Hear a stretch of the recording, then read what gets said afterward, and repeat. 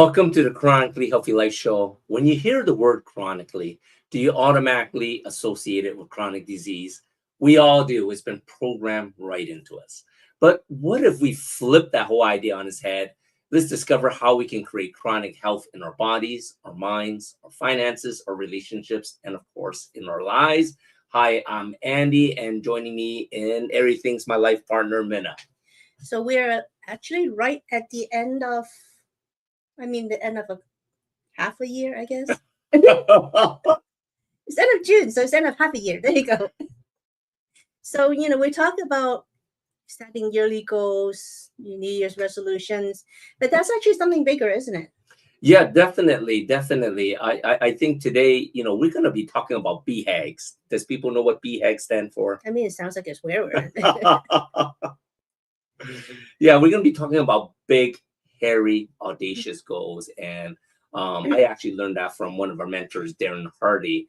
And it's interesting because as adults, I think all of us have forgotten how to dream.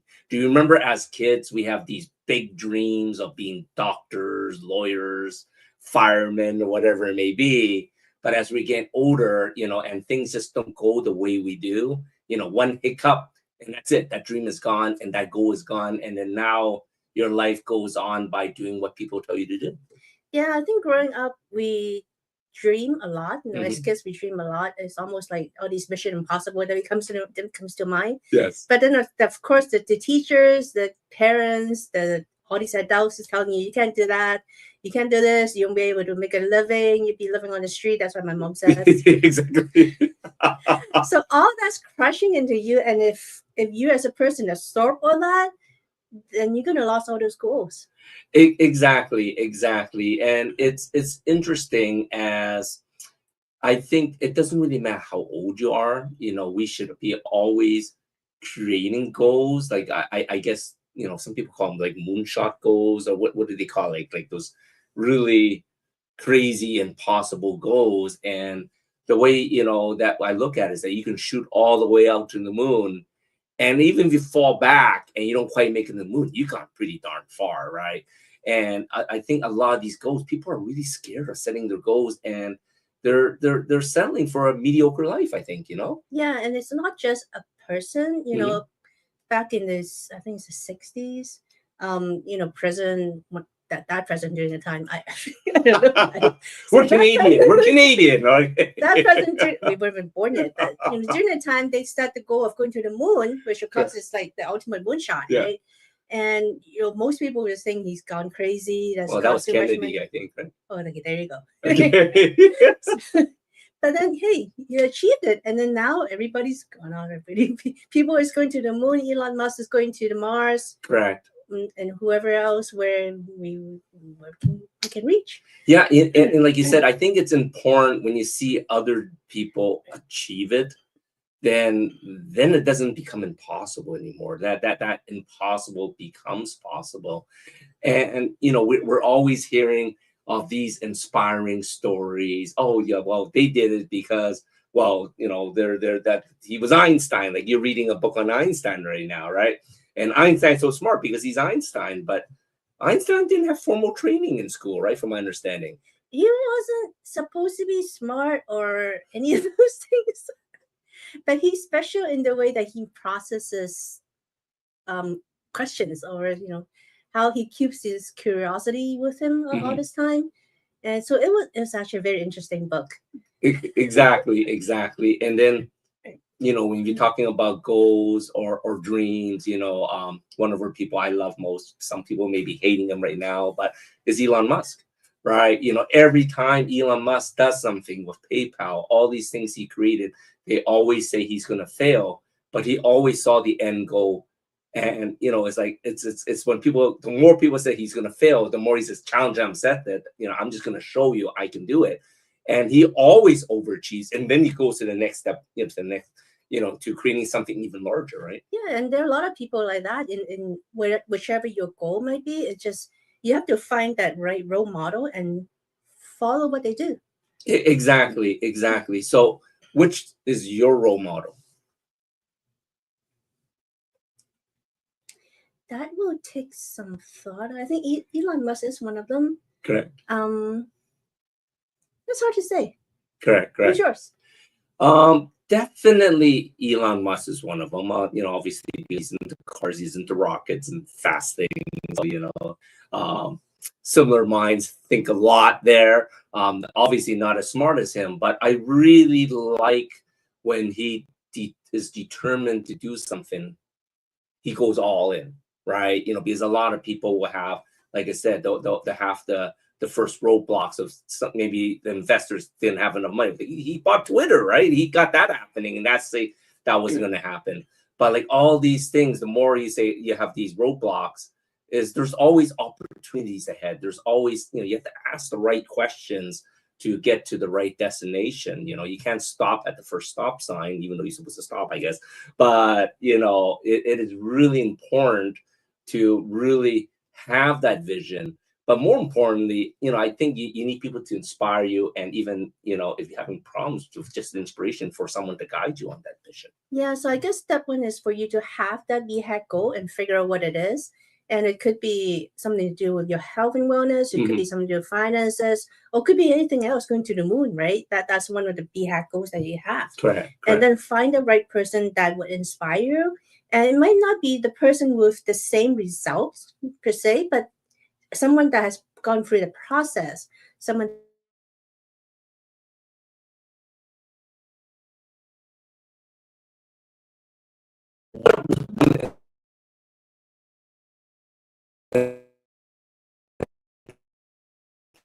possible goal that you thought.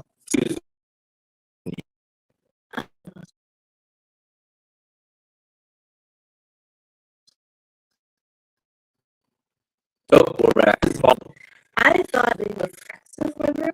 I was grown with it, and everybody tells me that it's a lifelong disease. So I thought we had it forever. Wow, and look, no more eczema. There you go. What's yours? One of my impossible goals, and you're probably gonna laugh, is I wanted to be a doctor back in the day. I really wanted there's a lot of doctors. Come on, man. But I really, back in the day, it was for the wrong reasons, right? I thought doctors were meant to help people stay healthy and stuff like that. So in a sense, I reached my impossible goal. I'm doing that now without being a doctor. I don't have the restrictions that they have in helping people achieve healthy goals. So we have a guest today who have bigger goals than both of us. Oh my gosh. It's like when I spoke to her the first time, like she blew me literally out of my seat. She is the first Asian woman to complete the Explorer's Grand Slam. I'm not even going to explain what that is. We're going to show you a video of it. It is so crazy, but she is literally going to inspire you to unlock whatever you think is impossible to becoming the possible. And her name is Lei Wang. So we're going to take a break. And when we come back, we'll have Chrissy and our special guest come back. We'll see you soon. Why do 98% of beauty enthusiasts rave about coolness? It's all in the blend of ancient wisdom and modern science. Introducing Coolness Pearlescent Face and Eye Serum Cream. This powerhouse combines the antioxidative power of schisandra berries, the glow of pearl powder, and the hydrating wonders of dragon's blood extract. It's like a time machine for your skin, making it radiant, firm, and oh so smooth. Inspired by ancient Chinese traditions and backed by modern nutritional science, this serum cream is perfect for dry, mature, and aging skin. Say goodbye to dullness and hello to youthful radiance. And guess what? For a limited time, you get a free cooling eye cream applicator with your purchase. It's time to unlock your inner glow with coolness. So what are you waiting for? Treat your skin to the best of both worlds today.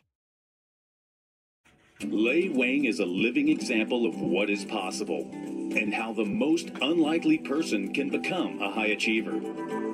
Lei is the first Chinese woman to climb the 7 summits, the highest peak on each of the 7 continents, and ski to both the North Pole and South Pole.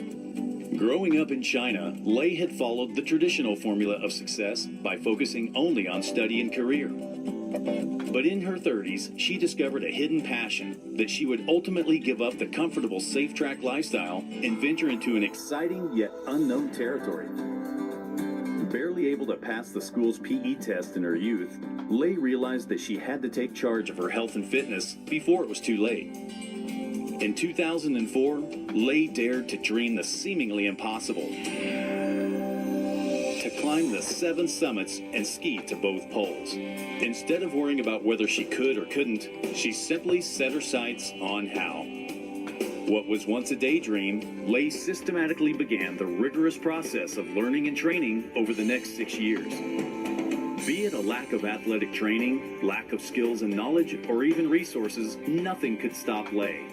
She intensively focused on overcoming one obstacle after another, learned the craft from scratch, and pulled in resources with her creativity to achieve what looked beyond her limit.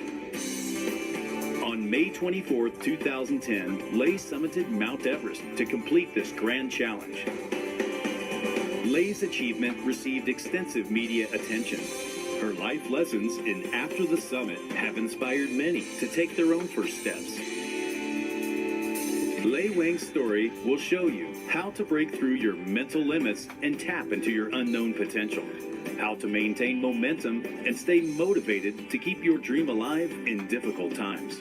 How you or your organization can set higher goals and grow beyond your current success. Ladies and gentlemen, please welcome Lei Wang. Hello, everybody, and welcome back to the Chronically Healthy Life Show. I'm absolutely delighted to welcome Lei Wang today. Welcome, Lei. Thank you so much. Your video is incredible. Thank you. So our topic today is turning the impossible into reality. And you certainly did that. Yes, I can probably say that. Yes. So I'm curious, it said in the video that you weren't very athletic when you were in school. So I'm wondering, how long did it take you with your training to get in shape enough to be able to tackle a mountain of all things? Yeah. It was a long journey. I first started this daydream in 2004. At that time, I was working in a corporate. I was working like 12 hours a day, and I thought I was living a good life. But at that time, I kind of had a feeling if I continue to live like this, I might be able to see myself in wheelchair in 10, 20 years. So I thought I need to do something to change it. I need to go to the gym. I need to exercise regularly. I need something to motivate me to do that. So somehow I set a really lofty goal to motivate myself to go to the gym. Lofty. Yeah, literally. What made you choose climbing the mountains? Well, because we were talking about the big horrendous goal, right? I like impossible goal because that make you feel excited and give you extra boost of motivation. So when I watched some movies, I thought, oh yeah, people can climb Everest. Then I said, okay, why not me? Even though the answer is, oh yeah, you are not even athletic. You have no clue what even is hiking. Not to say climbing a mountain that high. You have no idea what it is like to be on the mountain. But that didn't stop me. I said, yeah, so what? If I just start, like, if that can get me to the gym, that's a win already. So I didn't let the big dream to stop me. Oh, I love that. Yes, I think Andy and Minna touched on that. It's if you always shoot for the moon, because even if you miss, you'll land among the stars. That's exactly what I was thinking. I thinking, okay, the moon is Everest, the star is a gym. So at least I can land on something. Absolutely. Well, obviously. I mean, and then did you ski the poles before or after you climbed the mountain? During those years, because to climb. So one thing is I dare to dream big, but I also know who I am. I knew I need to start from something small. I need to climb smaller mountains. I need many years. So earlier you asked me how many years that took. It took me 6 years. So I have to train on smaller mountains and go climb a mountain slightly bigger, gradually build up my confidence to work on Everest. So during the meantime, I would also like making other plans. All right, I discovered the North Pole and the South Pole. That is also part of the endurance training, resilience training. So I just weaved that into the whole training plan. Not to mention the snow and ice and freezing cold. Now that's a consistent training, right? You want to be able to survive however cold, however harsh, however condition, you want to be able to survive. Absolutely. Well, was Everest your last mountain of the Correct. 7? That's my last. Are you going to do it again? I would if there's a strong enough reason. I love that. So your reason, you mean an internal reason that for you, or an external reason for someone? Well, ultimately have to be internal reason. But the internal reason normally is connected with the external reason, right? So for me at that time, the initial motivation was, I want to have some lofty dream to motivate me to change, to get into a healthier lifestyle. Then along the way, I realized that translated into inspiration for other people who haven't even started taking the first step towards their dream, who fear they may never achieve something remarkable, who didn't believe they even have a chance to try something. I realized my action became the inspiration for those people. So that motivated me to say, all right, no matter how far off that goal looks like, no matter how impossible that seems, I need to try my best to show other people they have a chance at their dreams. So that gave me the external motivation to not to pursue my own dream, my own ambition. It's more about what does this mean to other people, not just inspire myself for health, also inspire other people to pursue whatever your dream is. Oh, I love that. You said fear. Fear stops people dead in their tracks so much of the time. So I have to imagine that you had moments of fear, just like even facing a mountain. And so how did you? Yeah, all the time.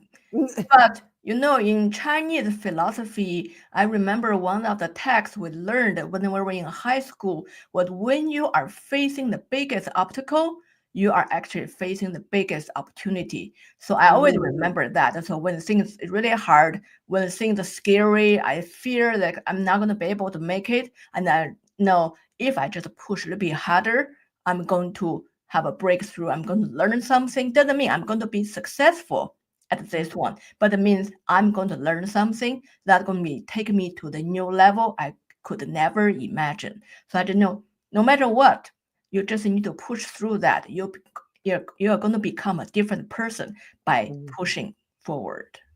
Yes. And fear is really, it's just a feeling. It's not actually real. So well, fear is real. You have to develop the skills to discern what is a true threat, because sometimes we overestimate the risk or overestimate the probabilities of the risk or overestimate the consequences of the risk. So not all of them are going to be manifested exactly as you think, but because of our fear, we exaggerated them. So we have to cool down to think, I'm overestimating the probability, how likely I'm going to be stricken by the lightning today, right? And then, I may fall, but if I'm just fall on the flat ground, how big is that risk? If I just try that project, I may fail, but how consequential that could be. I may be able to learn something and can try again, then the consequence may not be that high. So basically the result is your probability times the consequence is what's the real impact on you. So we may not have the realistic estimation of that. So once we figure out that part of it, even though the probability of me being successful is really low, but the consequence of trying, actually no big deal. I just can come back next time. I'm going to learn something, try again. Then you realize that's not the real risk. The real risk is not trying. Absolutely. That it's regret looking back and saying, I wish I had tried that when I had the opportunity. That regret is terrible.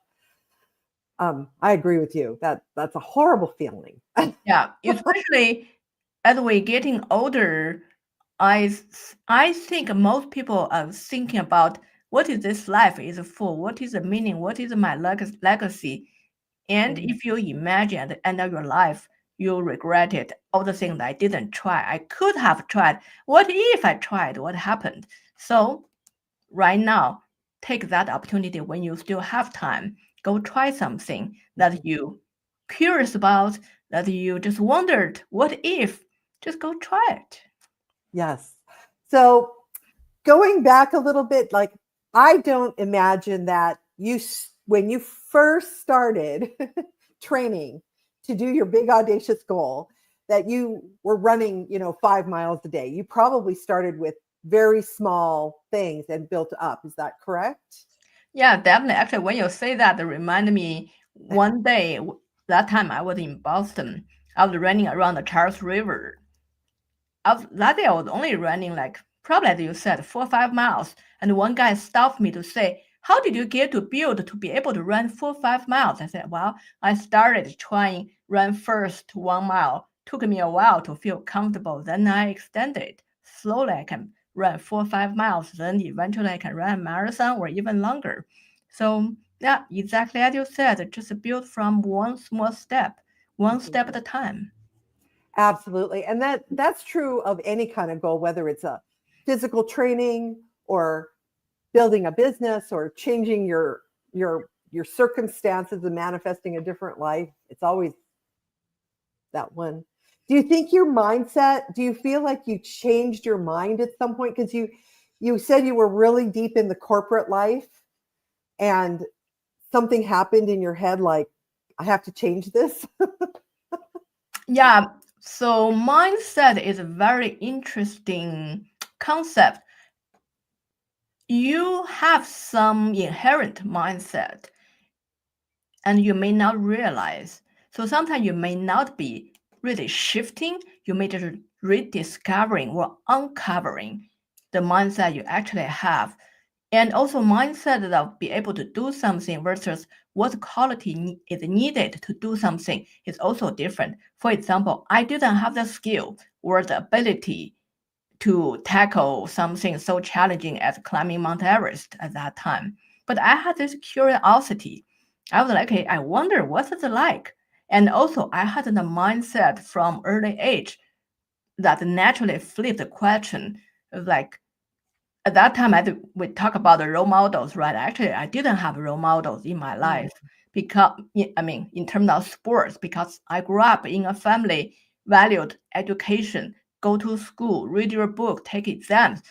We never like say, oh, sports is important for you, work on your fitness. No, I didn't have those kinds of influence or role models. But I have this mindset of I can do anything. So when I said, yeah, I don't know. I have never seen anyone done that. There's no Chinese woman, there's no Asian woman have done that. Then immediately say, why can't it be me then? So I think that kind of mindset that we said when we were young, we had dreams. So somehow I was lucky. I always was able to keep my childish kind of curiosity of, yeah, what's behind it? What if I tried? Why cannot be me? So I have that kind of childlike mindset in some way. I love that. I think everybody should revisit that in themselves. Bring out your childlike curiosity and wonder what you can do. I love that.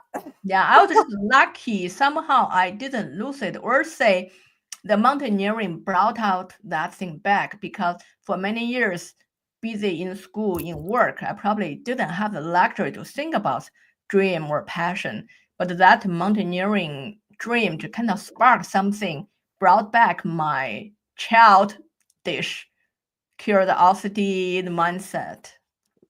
That's so wonderful. Well, which one was the first mountain that you climbed? Well, actually, the first one was a total disaster. Was not even on the seven summits list. It's called Cotopaxi in Ecuador. I had that childish mindset thinking, oh yeah, why cannot I do it? If anyone else can do it, I should be able to do it. I had no idea what it takes, how to prepare, how to train, how to wear crampons, how to walk on the snow, how to deal with the snow come out later in the day, how to tell the weather. I had no experience. So I just have this naive, not even confident, naive kind of invincible spirit to go to do it. And of course, as you know, the world doesn't really go the way you imagine. So it was a total disaster the first attempt. I was defeated. I realized, oh wow, it's not like you say you're going to do it, you'll be able to do it. You have to go back home to train. Hey, you have to prepare. Things don't come just the way you want. You have to work hard for it. Yes. So did you go back to it? Did you train more and learn more and then go back to it? Yeah, luckily I went back to try it again. So that's how I learned. Failure is no big deal. And you learn the lessons. And you knowing, oh, failure, before you think of failure at the end of the world, that made me to learn, oh, failure just one step on the way to success. No one is guaranteed to succeed on the first try on anything. So failure is just a natural part of the journey. So take it. That's just normal. Go try it. And if you fail, no big deal. That's normal. Just come back again. Yes. Oh, that is such a powerful message, because we all get so wrapped up in ridiculous stuff that yeah, we worked our mind up a lot of times. We imagine the worst scenario going to happen, and if that happened, the whole world is going to crash, and everyone is looking at me to see how big a failure I am. The truth is, nobody is busy. Nobody is watching you. They're all busy with their own stuff, and everyone fails. Your failure is not the biggest one. Nobody really paid attention. So just pick up, get up, and try again. Nobody even noticed that. Right. And you get the valuable lesson out of that. Yeah. So everyone saw me finished. They didn't see how many times I struggled, how many times I like desperate thinking, oh my God, am I going to be able to do it? Yes. Well, we're going to pause for a moment, Lei, and we'll come back to this conversation because this is fascinating. So everybody stay tuned. We'll be right back with Lei Wang. A life empowered is closer than you think. We're all looking for a better way. Reimagine what's next with a new sense of exuberance. Why not power on like you mean it? Or power off blissfully? A better sleep is a better awake. You've never moved like this before.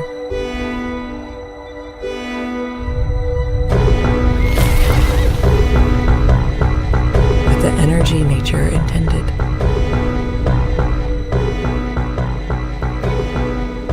Imagine reprogramming the way you look at the speed of science.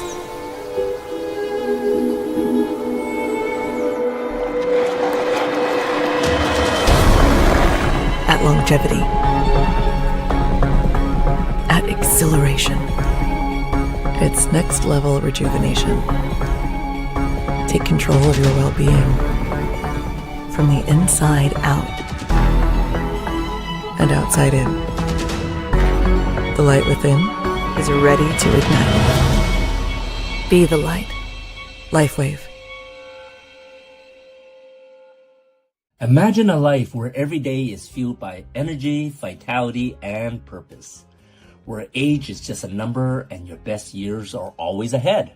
Hi, I'm Andy Nam, certified functional nutrition longevity coach, best-selling author, and international speaker. After reversing my own chronic health struggles, I'm now on a mission to help you live longer, stronger, and of course to look younger. I combine biohacking, cutting-edge nutrition, and stem cell technology to unlock your body's full potential. So no matter where your starting point is, I'm going to guide you toward a chronically healthy life. Ready to reverse aging and take control of your future? Connect with me today. Your journey to longevity starts here.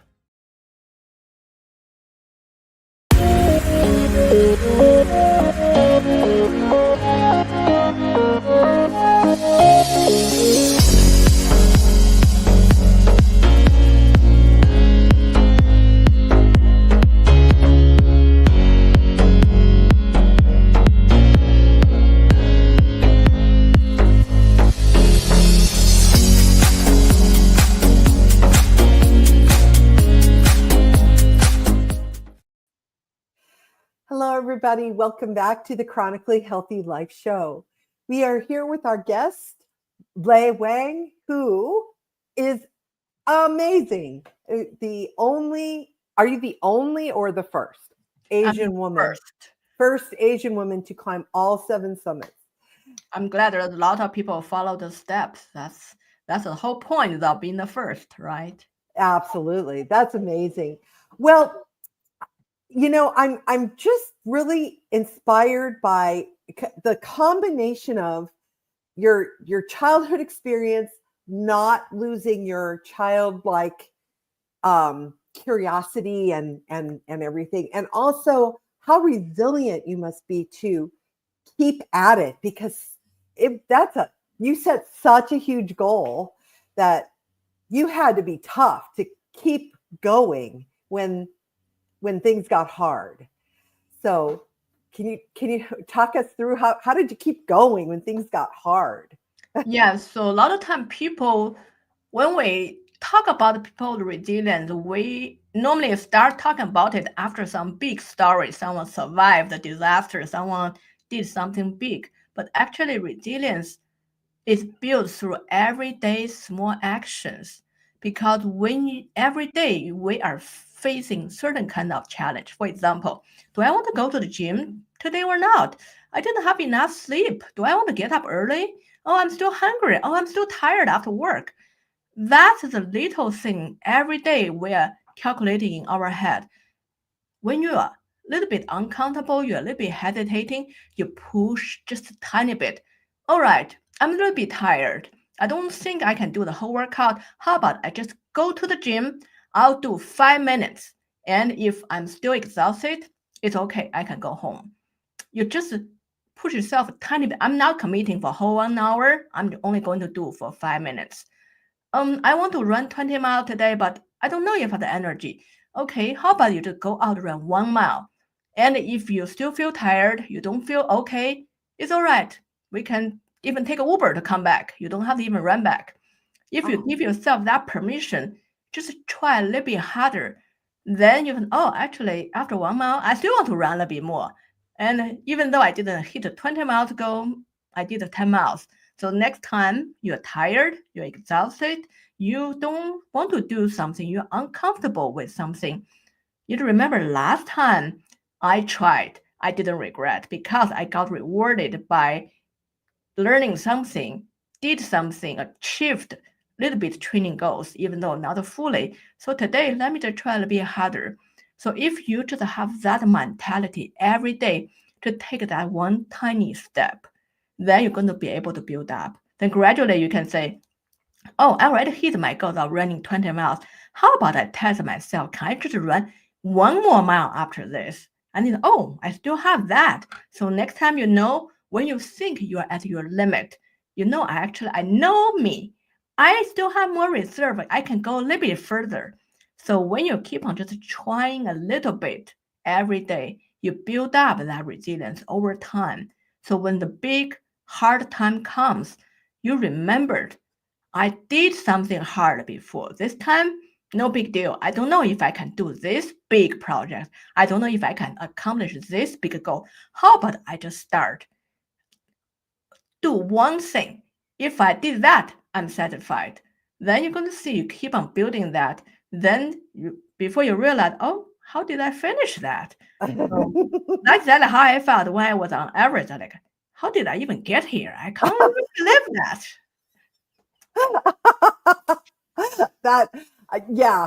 I can understand that. Did you climb with groups? Were there group of people? Yeah, definitely mountaineering is a very dangerous sport. I definitely would say to anyone who's thinking about accomplishing something big, no matter it's dangerous like mountaineering or just like running your own business, starting a new career or something, always look for people who can guide you, find the community you can belong to. You can like have the people who can brainstorm with you, can encourage you, can keep you accountable. So same as everything, don't do it alone. And you may think you can do it alone, and it's true, you probably can, but it's much, much more fun to do it with other people. Oh, for sure. I mean, I can't even imagine the party that must have gone on. You conquered Everest and came back down again. Party. Yeah, the camaraderie, the bonding is tremendous. And also, no matter how each person may look very similar, we're all very different, and we can learn so much from each other. Oh, So yes. always find a team, find a community, find a coach, find a guide, find a mentor. Mm-hmm. Did you get, well, I know I'm sure you had coaches that actually taught you how to do mountaineering, but were there any, besides the physical learning of, obviously you have to learn the physical skill, was there anything else you had to learn about mountaineering that helped you? So mountaineering is a very comprehensive sport. It's not one kind of skill. You need to learn technical skills, how to even walk efficiently at altitude, walk efficiently while carrying heavy load. And also technical skills means how do you handle rope, handle hardwares, handle ice sacks, crampons, the ice screws, all kinds of stuff. When you get into the steeper terrain, there's all kinds of technical skills. You need to build that skill set. And then you need to have the strength. Strength, I mean, you need to be able to carry 60 pounds of weight at a high altitude and still walk fast enough to climb the mountains. You need to have the stamina, the endurance to be able to walk maybe 24 hours, even longer on a summit day. That's a totally normal. You should be able to keep on going without sleeping for a couple of days. All those kind of things, you can call it a skill, you can call it a stamina, call it the whatever traits you need to build up. And then the mindset part is also beyond what people anticipate, because people probably heard all the time, yeah, it's just one step after another. You just keep doing it. That's not hard, one step at another, but that takes a lot of mental strength to be able to do it when you are not sleeping much, when you are exhausted, when you didn't have the food you want to eat, when you are sick from the altitude, when you are having a headache, you are bleeding here and there, and you are in pain, all kinds of things, and extremely cold and the scary outside avalanches, crevasses, and you still have to keep on putting one step after another. That's not a very simple thing. So a lot of things are very small, sound very simple, but the simplest thing actually is the hardest thing. That just hit me right here. That's so profound, and it's so simple, and it's so profound. Wow, that's just amazing. Well, I guess you must have found a way to, if you had fear and climbing a mountain. I mean, even watching a movie about climbing a mountain, it's frightening. So you must have found a way to turn that into excitement. And yeah. So it's all about how do you have a conversation with yourself about anything. When you see something, you have a reaction, but then can you catch it? Because you might say, oh my God, that's so scary. Oh, that's impossible. I don't think I can do it. Yeah, that's your first reaction. But if you can observe that, then you're going to, oh, okay, you think you can now do it, but what is the one thing you can do it? And what you can learn by trying. Then you change your mindset from fear, from negative to positive. Then you look, oh, if I can learn something, I'll get to the next level, become a new me. Then you begin to feel excited, and I can just take one step. That sounds not too hard. I should be able to do it, especially after I have tried before, knowing I can always take one more step. I have that kind of confidence in myself. So this time you can push a bit harder. So that will build up your excitement, looking forward to becoming a new you. That feels really good. I mean, for everybody out there who's thinking, oh, how could I become a new me? I mean, that feels really good and exciting. And yeah, definitely. Yeah, it's just we remember the excitement when we have a breakthrough, when we did something we never believed we can do. Then you go, oh my God, I'm so excited. Can't believe that. Do you remember sometime you go run around and try to tell everyone, can you believe it? I did this, I did that. Because you did something you thought you could not do it. So remember that kind of excitement. The next time, think, oh, I'm so blessed. I'm given another opportunity. So you just go do it. And that's your opportunity to go run around to tell people about how excited you are again. Yeah, or like you wrote a book. Yes, writing a book was hard too. But now writing the book, I think, oh, climbing a mountain is hard. But let me tell you, writing a book is harder than climbing a mountain. Oh, really? Yeah, because hardest thing is not the battle with the outside. Hardest thing is the battle with yourself. So on the mountain, it's the same. The battle is with yourself. Can I do it? Should I quit? Can I continue? How far can I go? That's your battle with your own mind. When you're writing, it's the same thing. You are examining your own brain, your own thoughts, and you realize, oh my God, that time I had this fear, how I handled that. Oh, that was a painful experience. What I learned, or that's a great experience. I'm so grateful. So you go through those kind of mental process again. Sometimes it's quite painful to realize the struggle you have experienced, and that can move you to tears. But you're grateful for what you have pushed through, who you have become through that journey. So definitely is the battle with yourself is the hardest journey. I agree. I think that's true for everybody. I think that, yes.